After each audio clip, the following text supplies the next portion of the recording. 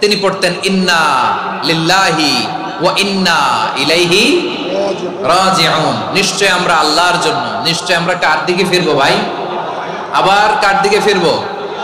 আওয়াজ করে বলুন তো, আমরা এসেছি কার কাছ থেকে, আবারও ফিরে যাব কার কাছে? এজন্য বিষ্ণুই পড়ছেন ইন্না লিল্লাহি ওয়া ইন্না ইলাইহি রাজিউন। নিশ্চয় আল্লাহর জন্য, ওই আল্লাহর দিকেই আমরা ফিরে যাব। তারপরে বিষ্ণুই পড়তেন আল্লাহুম্মা আজুরনি ফি মুসিবাতি ওয়াখলুফ লি খায়রাম মিনহা। একসাথে প্রথমে পড়তেন ইন্না লিল্লাহি ওয়া ইন্না ইলাইহি রাজিউন, তারপর পড়তেন আল্লাহুম্মা আজুরনি ফি মুসিবাতি ওয়াখলুফ লি খায়রাম মিনহা, মানে আল্লাহ এই যে আমি বিপদে ধৈর্য ধারণ করলাম, এটার সব তুমি আমারে দাও, আর যেটা হারালাম এর চেয়ে ভালো কিছু দিয়ে মেকআপ করে দিও, ভালো কিছু দিয়ে বদল করে দিও। সুবহানাল্লাহ পড়েন। তাহলে বিপদ আসলে আমরা কি করব? কথা বলেন।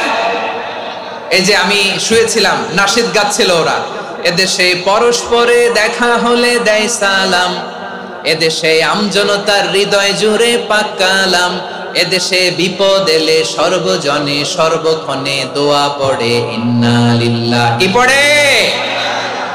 সুবহানাল্লাহ সুবহানাল্লাহ সুবহানাল্লাহ সুবহানাল্লাহ। এদেশে আজান শুনে সূর্য ওঠে শহর গ্রামে, এদেশে আজান শুনে সূর্য ডুবে সন্ধ্যা নামে, এদেশে সকল কাজে সবাই বলে বিসমিল্লাহ, এদেশে ভালো কিছু দেখে শুনে হাসি মুখে সবাই বলে মাশাআল্লাহ। সুবহানাল্লাহ পড়েন।